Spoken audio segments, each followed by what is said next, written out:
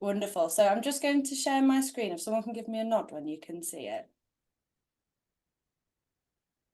Perfect. Thanks, Joan. Yep, so welcome to TechMeet. It's the first of 2024, and we are joined here today by Dr. Marie Oldfield, who is an AI whiz and has a lot of experience in this area. And we've also got Joan Ward from the IST on the call.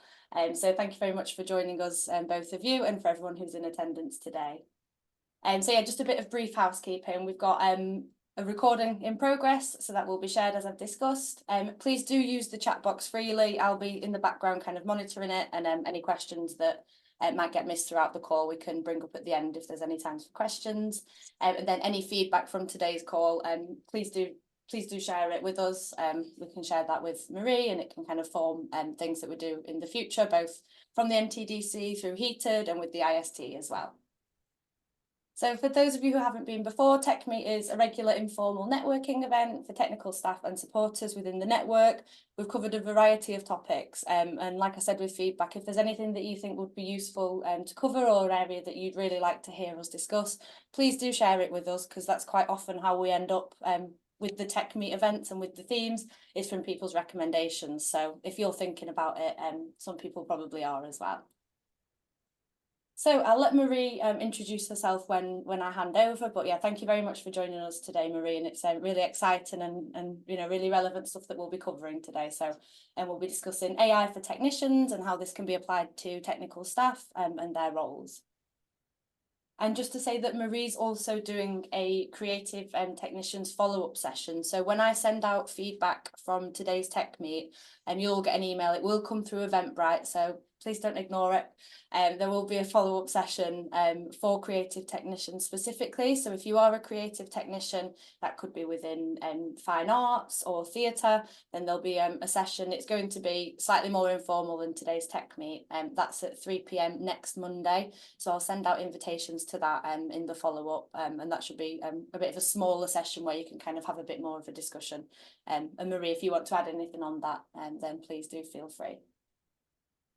And then just to signpost to our next TechMeet is really quite soon, so they're not normally this close together, but there's been a lot of discussion recently about technical career pathways.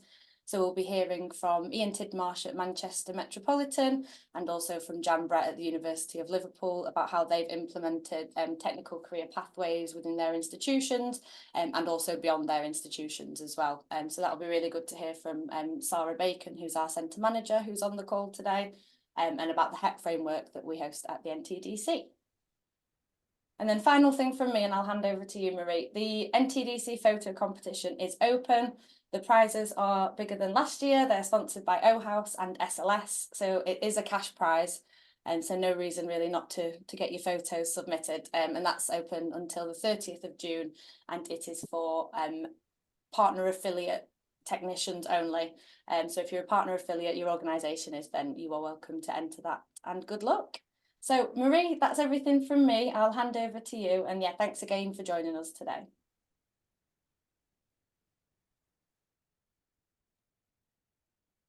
Hi everybody, I'm just going to share my slides.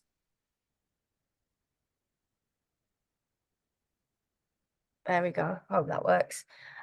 So it's a pleasure to speak to you today. And oh, we've gone too far. There we go.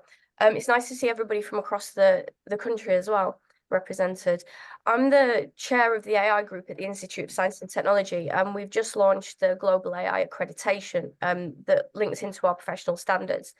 I'm a lecturer at LSE, as well as being the CEO of my own company. And what I've done within that is a lot of AI over the last kind of 15 years or so within defence, government, and different industries. And I've done some academic work in terms of surveys, focus groups, and published papers that relate to education of AI, how we teach it, what we need to teach, how practitioners are finding the industry and what challenges they face within it, and how we can fix those challenges. So you can find all my published papers on ResearchGate or Google Scholar. And what I want to talk to you about today is AI and the technician. There isn't a huge amount of focus on AI and the technician per se in kind of my AI industry. I think sometimes people can get a bit forgotten, and I've seen that a lot in government, where junior analysts might be forgotten, but actually they play a huge part. And when they're kind of told to just press a button or just produce this or just produce that, it kind of makes me a bit infuriated, because that's such an important part of the process. So to not know how that works and to just be kind of told to do things and get on with it is not the way that we need to interact with AI. I think we can all agree that it's permeating a lot of different areas of our lives. So we need to be really aware of what the risks are that are involved, but also the benefits. So what we're going to look at is what is AI? How can you be confident with AI? Where you think you are now in terms of understanding where you want to be, and from this talk, what could you do to move forwards in terms of your understanding, and what might prevent you from doing that? I understand that a lot of people kind of get prevented from going to conferences or courses for various different things. I'm presenting at a conference in Barcelona in June on different reasons why especially women aren't getting this professional development. So I'm aware of this. So part of what we need to do as the Institute of Science and Technology is continue to support technicians in this as well. Even if you can't get to the conferences or a seminar or something like that, we need to be able to provide accessible knowledge transfer for this area. And what I'm going to talk about later is our accreditations that we use to support that. My voice is a bit bad because I've got this really long cold that everybody's been having, so I do apologise if I'm a bit hoarse. So we need to understand the AI landscape. So everybody sees this as Skynet and robots, and in media it's all kind of, you know, fun and games. But actually it's a lot. It's still complex because it's mathematics based, but it is a lot simpler than that.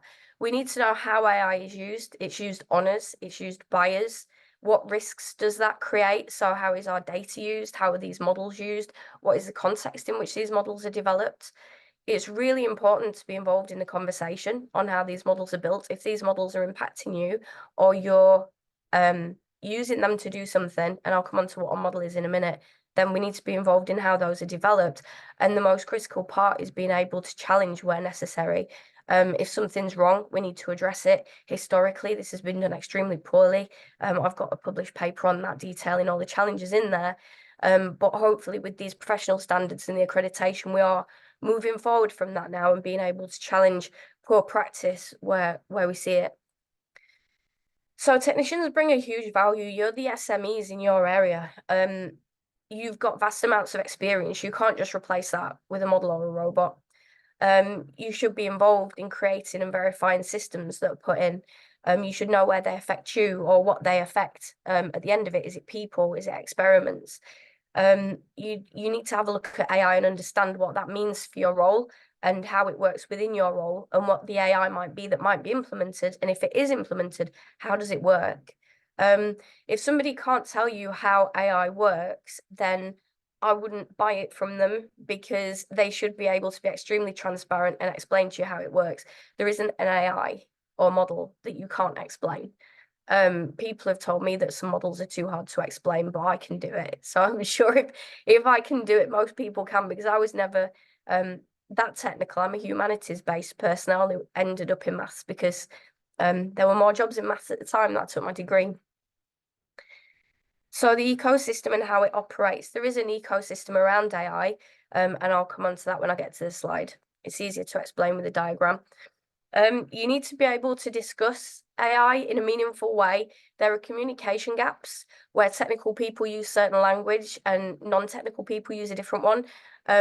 Quite a bit of my role is translating between those people, but we do need to get some sort of language where we can understand each other, especially if you're an SME that is either using or developing technology or being consulted on how to develop this. But you need to be able to communicate with either the technical people or management or other practitioners to be able to say how you should move forward, what the model does, how it works. This all needs to be really transparent and in basic English. We don't need to be making it more complex than it actually is. Some use cases that you might see, data analysis and interpretation is one of the major things that we do with AI. This started off as statistics and mathematics. These are just models that we've always used in maths, but they've become AI through the course of big data. So data became bigger and bigger and bigger. We wanted to get more interesting insights from it, more useful insights, more value. And as the data became bigger, we needed more computing power to be able to analyze it.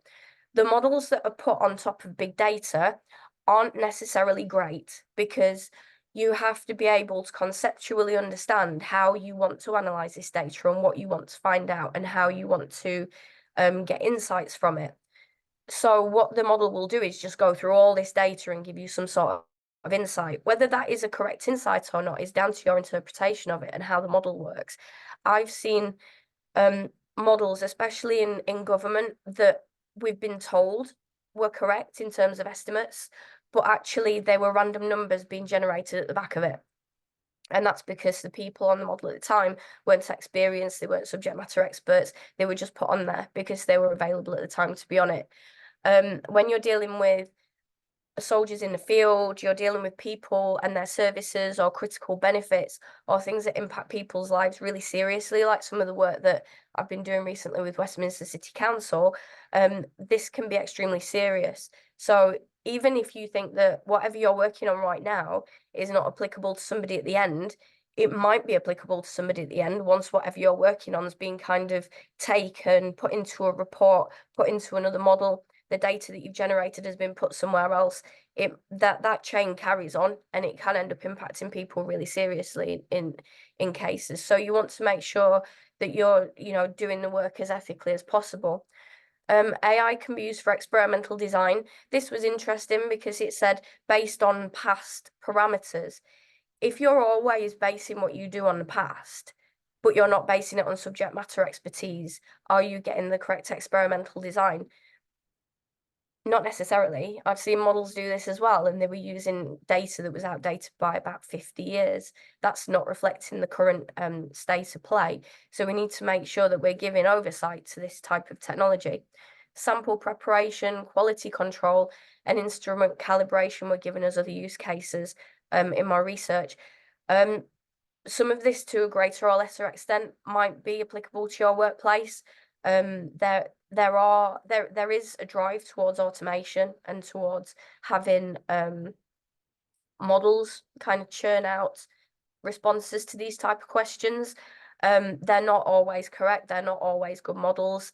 Some of them are useful, many of them tend not to be, dependent on how we interpret the results. So it is really a case of human oversight is key in a lot of these cases.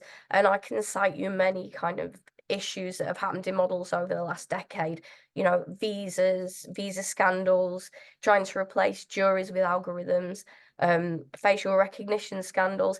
It's all these things are happening because what we're doing is implementing technology, but not actually considering what we want to achieve, how we want to achieve it, and why we want to do it. The first question that I ask is always, why are we doing this? Do we need to do it? Because sometimes the answer is no, or do it in a different way that's more useful. Some of the use cases you might be on the end of, recruitment, that can be powered by an algorithm. Any services that you're involved in, banking, you could be impacted by these systems. You could be involved in designing an algorithm to recruit technicians. These are things that are all coming in the future that you might be involved in.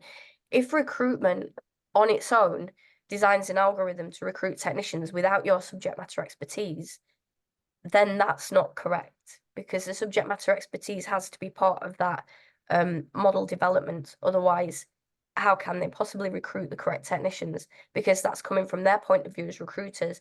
They don't know your experience as a technician. So all of these types of decision-making models, algorithms, whatever we call it, are all driven by people, and they need to be driven by subject matter experts or a team of people where you've got technical people coding, but you've got the subject matter experts giving the context and checking it to see if it's valid. This is what a model looks like. This is why I left it until we got here. It's not as difficult as it looks.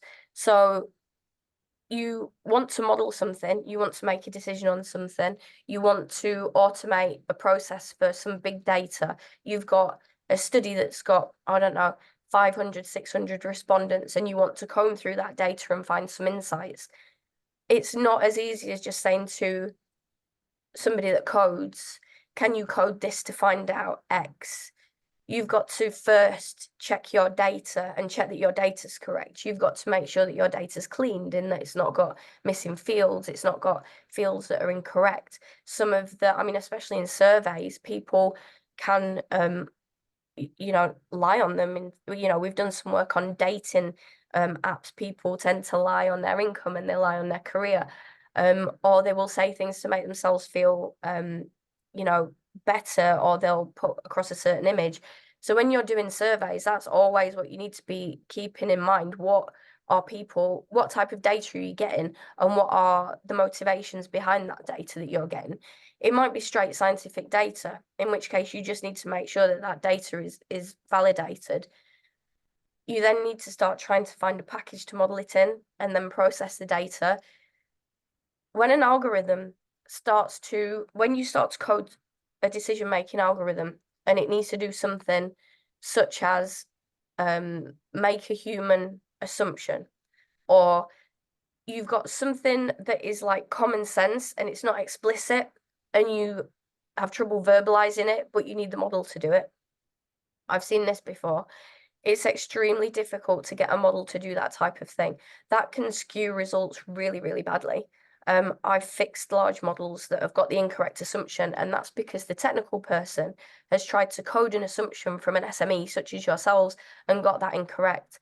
So then the SME needs to come in and check that the assumption is correct, the data is correct, and the output is correct. So you can see how this is starting to involve you even more at this point. You need to then test this model to make sure that it's doing what you think it should do. As an SME, you will have an idea of, if I put this data in and I want to find X, what is the likely output? What am I likely to see in my experience? So then you're testing this model. You're identifying any issues with it, and then you want to validate and verify it. Validation and verification are set processes, and they're set by best practice in government. And there are ways of doing this. It all involves paperwork. Basically, validation and verification provide the paperwork that explains this whole process, and it tells you that you've used the correct data, you've used it in the correct way, and you feel that you're justified in doing that. So by creating that paperwork, you're saying what I've done is ethically sound, but I've also had the SME involvement to make sure that I'm not doing something on my own, I'm not coding something that's incorrect, and I'm not getting data that seems incorrect as well. You might have an audit step. Sometimes that can be a kind of paperwork exercise. Sometimes it can be quite in depth.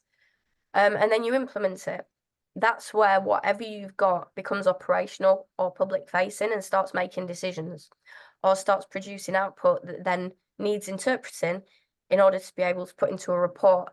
This is another important place where you want to test as well, because you want to test originally to make sure that the output seems okay.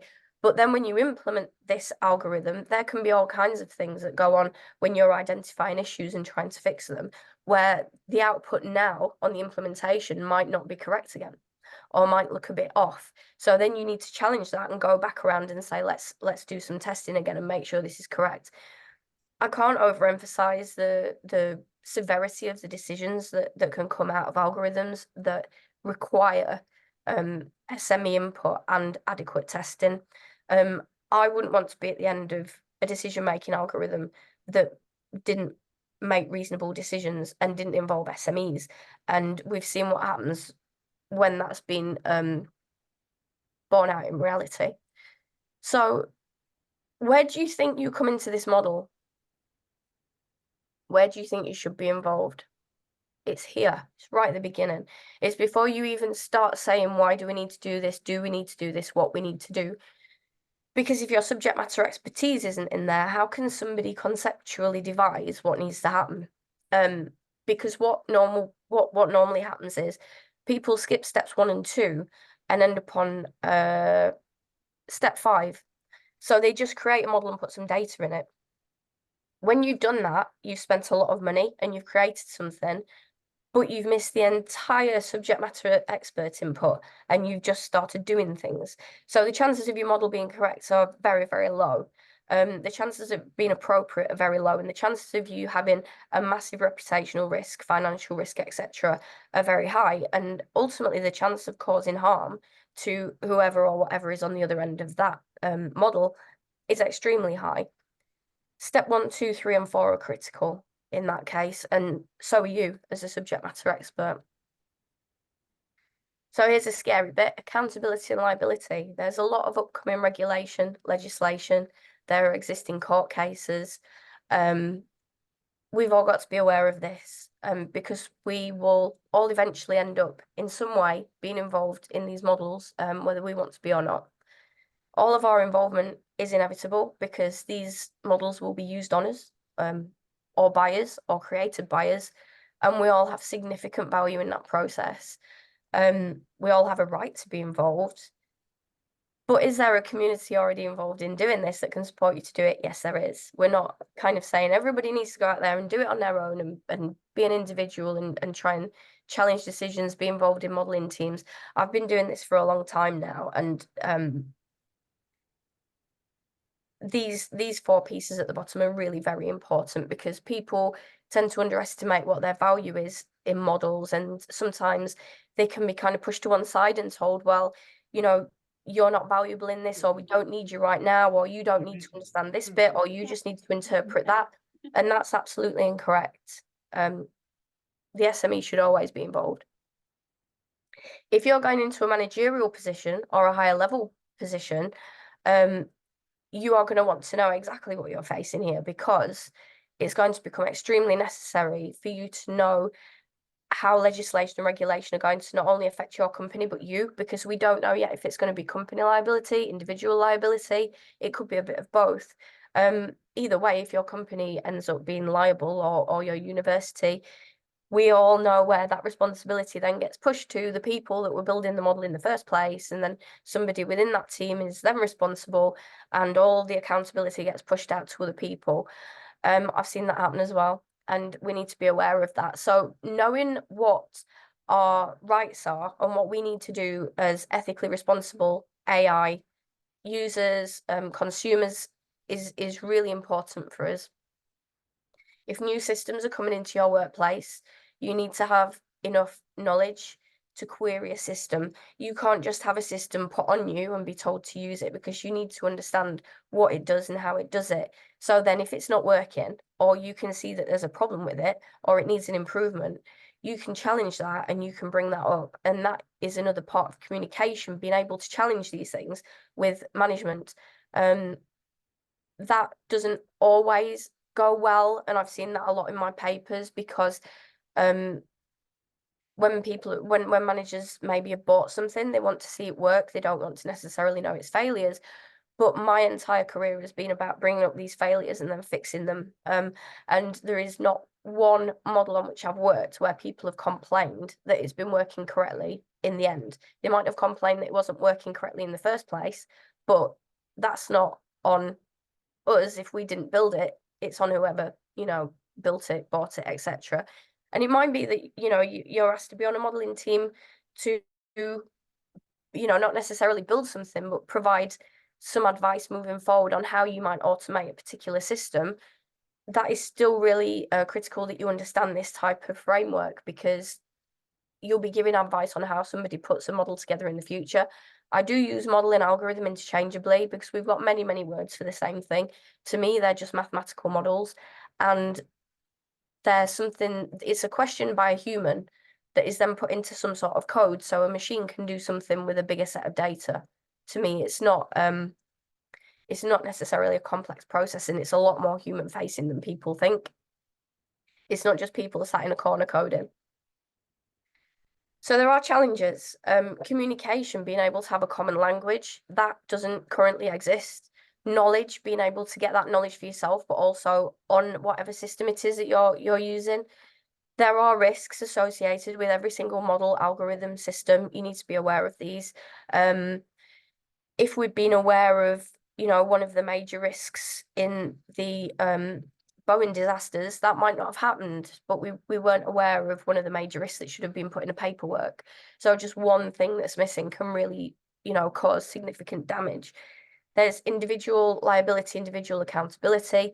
However, on the flip side of that, there is your right to be involved and your value to be involved, and the necessity to involve you as an SME. So there's two sides of the coin to this. So where do we go from this? There's a lot to take in here, and it is a rapidly developing technological space. We're moving on all the time onto different packages. You know, you might not have heard of them, but it's things like, you know, you go in R, Python, and then you've got all different ways of coding. You've got packages, you know, that is, in my work, it doesn't matter what the thing is coded in, as long as the decision-making process is correct, the risks are well documented, and we're looking at it from an ethical point of view in order to cause no harm at the end of it. That's my outlook. The technical part of the coding is one of the smaller parts of what I do in model development, and I don't normally do that. Somebody else does the coding, but my role with that part of it is to go through not necessarily the code, but it could be the code with the technical person and say, you know, where have you coded these main assumptions? How does this work? What is the process through which the data is going, and what process does the decision get made on? How are we making this decision? What is the, you know, there are some models where they might actually pick out variables. They might pick out indicators, and they might say, this is the most important indicator. It might be wrong, and it might be wrong in your experience. It might be right. It might be doing a good job. However, you need to know how it's picked out, that indicator, because otherwise you can just say, oh, that's fantastic, let's use that indicator, and then we'll move forward, and the rest of the work that's done on the back of that could be incorrect, or it could be unethical. So it's important to be present within each stage to understand how that's being accomplished. So it is not necessary to get involved in coding and go through all the code and be technically minded. The remaining 90% of the whole piece is human-based. Even testing, that's not about testing code. There is a piece where you do test code, but you're testing on live scenarios. You're testing it with different types of data. You're looking at sensitivity testing, such as extreme pieces of data. What does the model do with this? Does the output look reasonable, or does it look silly? So again, that's your subject matter expertise that's judging on that. It's not the model. It's not looking at testing the code per se. So there's a huge human interface to this. So what we've done is we've looked at professional standards in this area because we did see the lack of ability to communicate, challenge, lack of involvement of SMEs, and we established a register. So what we've done here is establish an APAI register, which is it's on the same level as the Science Council's register for lab technicians, where you're getting kind of registered on that framework. And it's the same types of things that we're doing here. We want to be able to say that people are recognised for having knowledge and experience in AI, because at the minute it is a Wild West. There aren't people out there that can say, I can do this and I can prove it. What they can say is, I can do this, but they might not be able to do it. They might not understand the ethical pitfalls. So in order to demonstrate competence and skills and maintain standards and have a continuous professional development, it's really crucial to be registered within an AI setting. If you want to access seminars and information from the AI group within the Institute of Science and Technology, you can do that without being registered. You just have to be a member. If you want to be registered, it's something that then contributes to your professional development, and we can do extra work in terms of extra seminars, extra courses, extra conference sessions, etc., for registered people, because it depends where you want to be on the spectrum. Do you want to just kind of consume a bit of knowledge about it? Do you want to be do you want to know what the basics are that you need to be able to be aware of in your job? Or are you looking at being a manager and you need to be more aware of ethical concerns? And the higher up you go in these registers, the more emphasis is on ethics. It's not on coding at all. So what's in it for you to be registered? Again, we're talking accountability, liability, and understanding and being able to be involved. To be involved, you need to be able to understand the processes that we use to develop AI, but you need to be able to bring your SME experience. So it's kind of making that connection there between the SMEs and the people that are developing this, because it is very easy, and I've seen this in a lot of scenarios, for that just to completely breakdown. So we're not even involving kind of geographers on geographical AI. We're not involving native populations on, you know, AI looking at their art and interpreting it, which is absolutely ridiculous, because what is that model doing if it's not powered by any kind of knowledge of a native, you know, native community and how they create their art and how they interpret it. So you can use this in the same way as you use your Science Council qualifications or any other CPD development. Counts towards CPD potentials and opportunities for employment. It's really useful if you are looking to move jobs or get a promotion, because again, it's another thing that you can say that you're aware of. And as I was saying earlier, AI is permeating every part of our lives now. Lots of benefits for employers, because we know how employers cannot understand how critical it is for us to have professional standards and a framework. Even if we ignore the entire of this slide and just look at number 1, reduce risk and liabilities. The government on some of the models that I've worked on has lost millions, if not billions of pounds, because they never did steps 1 to 3. They just created a model and started doing things with it. Had they done steps 1 to 3, they wouldn't have incurred that level of risk and liability. That risk and liability within my role extends to people in the field that can die. So I would rather keep them alive and bring them home than have a model that does something, you know, incorrect because I didn't involve an SME or I just started to code something. So the impacts are substantial. And sometimes it can be, you might not see where your work's going to end up. And sometimes when we produce things on the back of models or data analysis, we might think, oh, that's just going to sit there or it'll go in an academic paper. But in the future, people do build on this and then they start to create assumptions based on past work. So if you're putting something out there and maybe the assumption's slightly off because not all of the steps were followed to do an ethical model build, that will have far-reaching impacts in future, especially if it becomes something that impacts people. So it's really important to keep that in mind. And the number 1 benefit for employers is reducing that risk and liability, especially in the face of legislation and regulation. So how do we work within this? Well, we've got the AI group. We've currently been doing a lot of different things. We put expertise into government. We speak to them. We work with people like Turing, universities, industry. I do lots and lots of talks all over the place at different conferences and professional bodies on the best practice that we've developed. The AI group is not all technical people. We've got geographers, philosophers, military people. We've got lots of different backgrounds because we need that. We can't possibly challenge AI and AI decisions and write papers and send information into the government if we're not a diverse set of people, which is a fascinating group to be part of. We've got seminars that are led by different industry professionals, and we're always open to suggestions to get different seminars in. We do training courses. We've got the registration and professional accreditation. We do some mentor work. We've got networking events. We've got conferences. So we start from the basics as well. We don't just go in and say, what is the mathematical modeling principles for X? We kind of go in and say, what is the human side of this? How does this impact us? What do we need to be aware of? And what is the best way to do this model or system or algorithm? How is the best to do it ethically? So you're not going to get from all of these different things a load of technical talk, because what's the point in concentrating on 10% of the whole environment? If you've got any questions, I'm happy to take them. I hope that was useful, and you can contact us and look on the web at the kind of work that we're doing as well.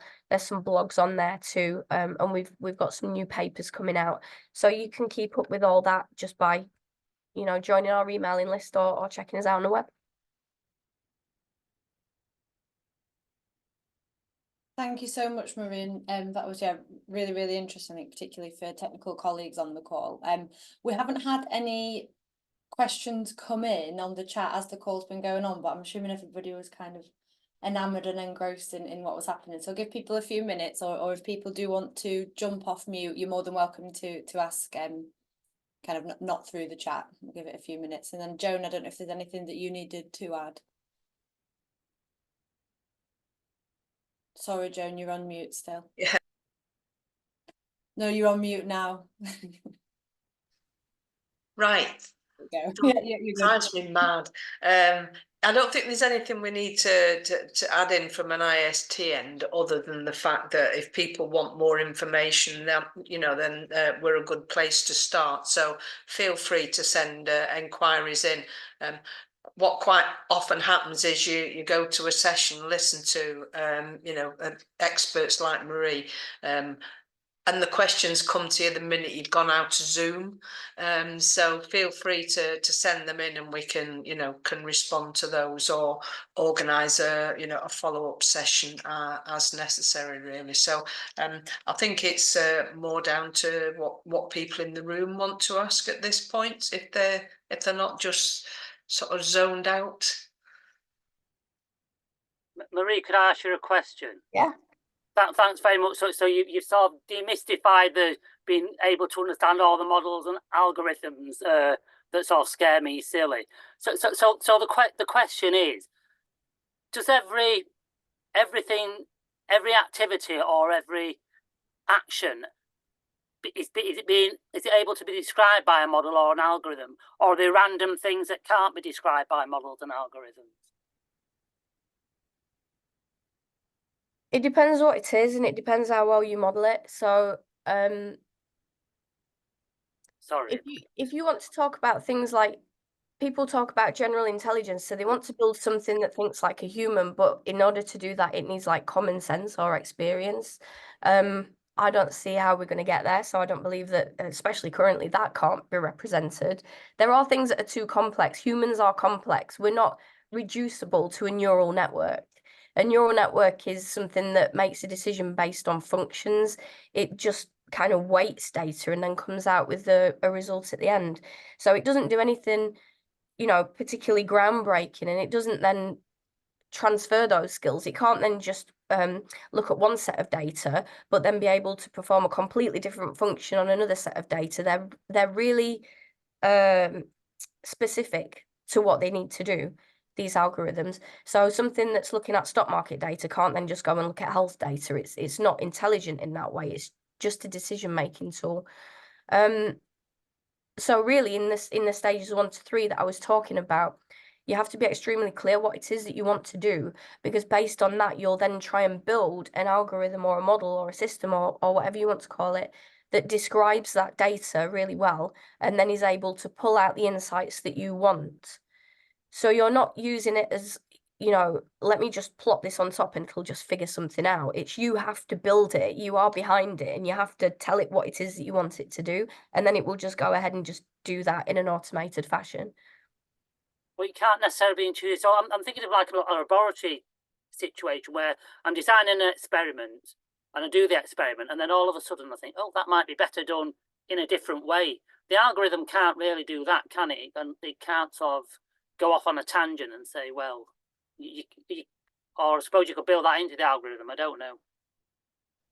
So this is where it gets complex, because no, it won't just tell you that you should do that in a different way, unless it is something that you've built to tell you what ways you can choose. But then you'd have to tell it, these are all the different ways, these are all the pros and cons, this is how you do it. And when I've done that in statistics, where I look at how I choose a sampling model, there's lots of sampling models, there's lots of pros and cons, but my final decision is not necessarily based on all those pros and cons. It's based on what systems the company can use and how they're going to use them and what the data is. So unless you start then putting all of this stuff into this algorithm or system to try and pick out, a method to move forward with, and then that starts to become a really, really complex algorithm. And do you really need to build it, or are you better as an SME to be able to make that decision yourself? So it's basically what you put in is what you get out. Yeah. Okay. Thanks very much, Marie, and thanks for the presentation. I've got a question in the chat. For technical roles, what proportion of the workload do you think will be involved with AI processes going forward? It depends. It depends how AI your role gets. It only takes one model to enter your life, and the paperwork with it is substantial. And if there is regulation and legislation around that, the paperwork will have to sit there as a legal record of what you've actually done. If that becomes reality, then AI processors are going to become very involved. And so therefore, the paperwork behind it is going to be substantial. However, that is on the entire team. It shouldn't just be on one person, because you have to work together. You have to work with the technical person to do that paperwork. You have to work with the SME to do that bit of paperwork. You have to work with the testers to do that bit of paperwork. The thing that takes the longest time and the bit that people don't want to do is, again, the stages 1 to 3. Because the thinking behind some, as we've just been saying with Arthur, trying to build these things and trying to figure out what you want them to do and how you want to do it is complex. So sometimes you do have to just sit there for a few hours and think, how on earth do I want this to work and what do I want it to do and is it necessary?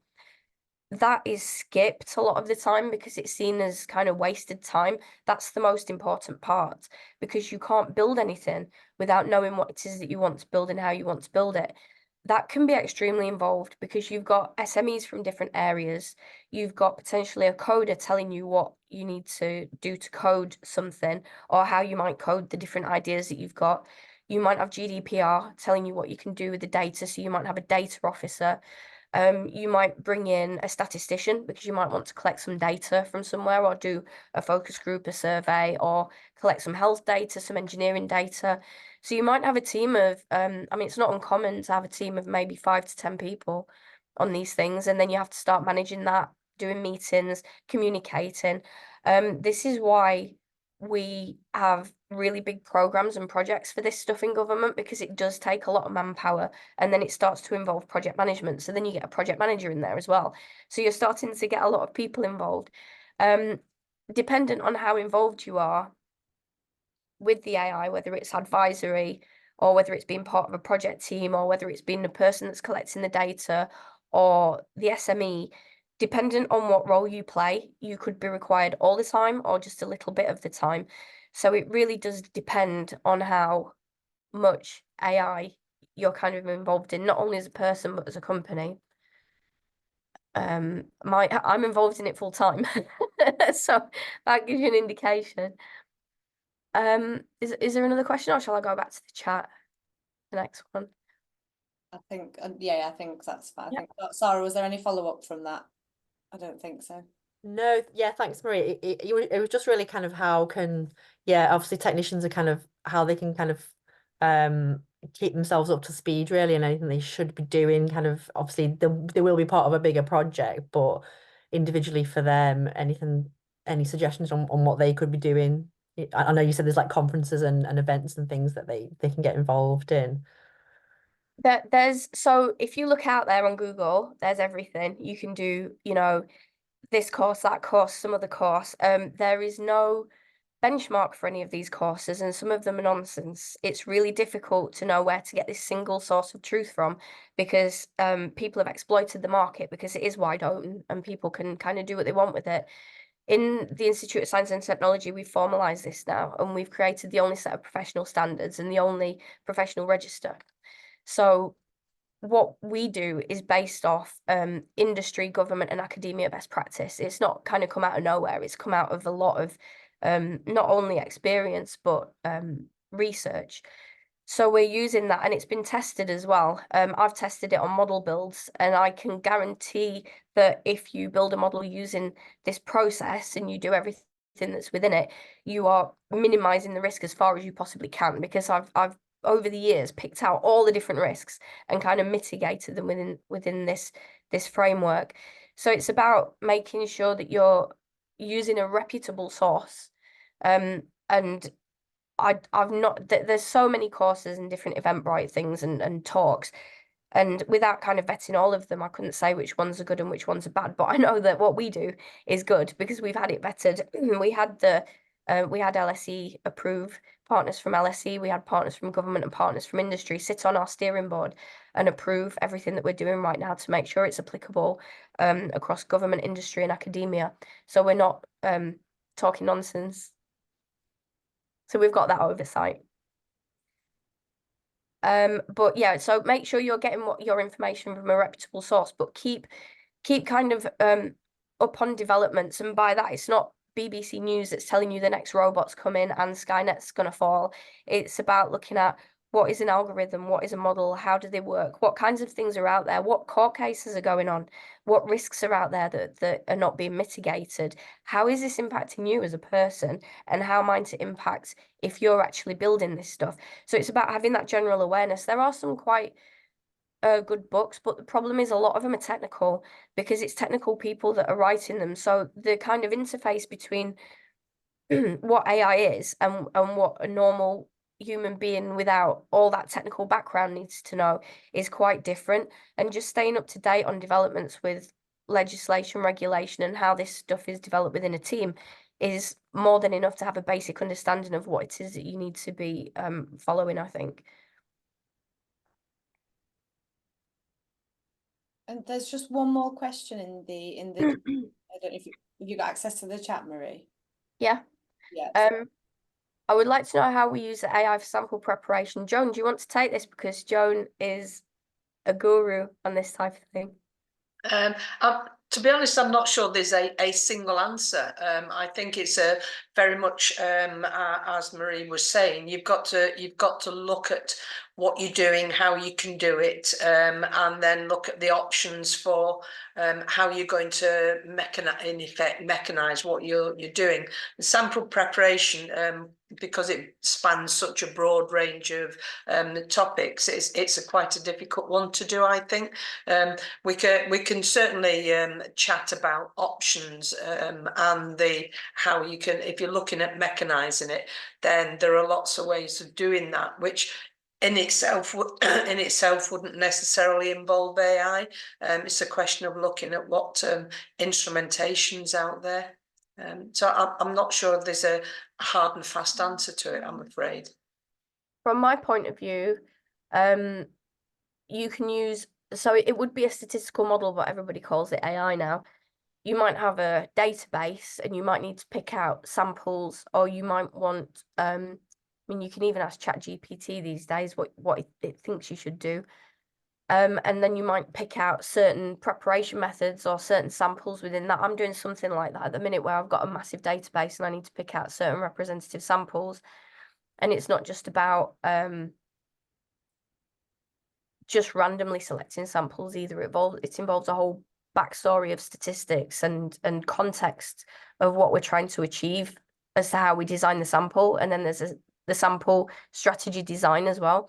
So depending on what type of sample you're looking at, whether it's numerical or it's something else, don't underestimate the ways in which AI can be shoehorned into your life. Somebody will find a way to do it somehow if there's any chance of automating it, because at the minute everybody's making a lot of money off AI and they're getting a lot of money in grants, so that, you know, people will find a way. Marie, my impression is in science that the AI is going to be really interesting and effective in things like drug design and big data analysis. But again, that's supposed where it gets its information from in the first instance is really critical, isn't it, for it to be useful? Yeah, because a lot of models work on past data. And as I was saying earlier, some of the past data is not necessarily correct or useful. So as an SME, you have to say, well, we need to design this from the point of view of what is it we want to do and what do we want to achieve and how are we going to achieve that. And that involves people talking to each other, not necessarily just getting an algorithm going. Based on the last 10 years, what should we do here, and what do you think the risks are, and what do you think the efficacy is?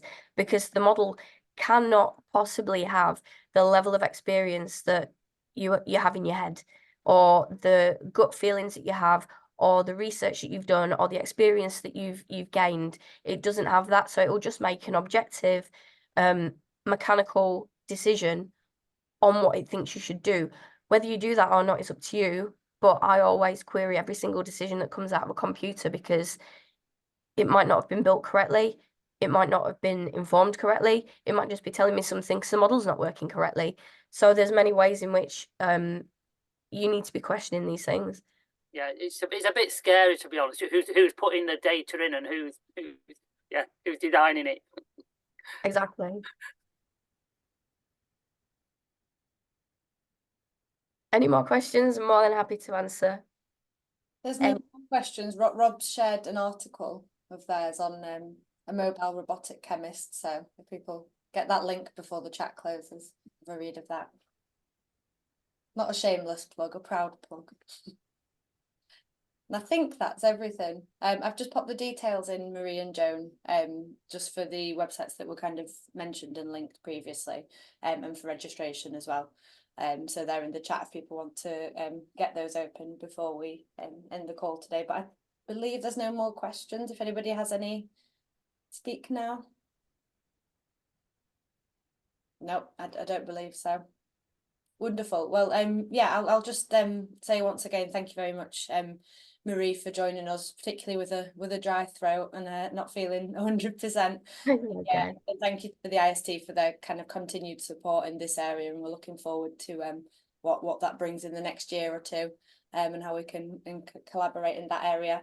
Yeah, thank you very much, everybody. And like I mentioned previously, there is a follow-up session on Monday at 3 p.m. for creative technicians. So I'll share those details in the follow-up. Thank you very much. And Nice to see you all. Have a good day. you. thank you.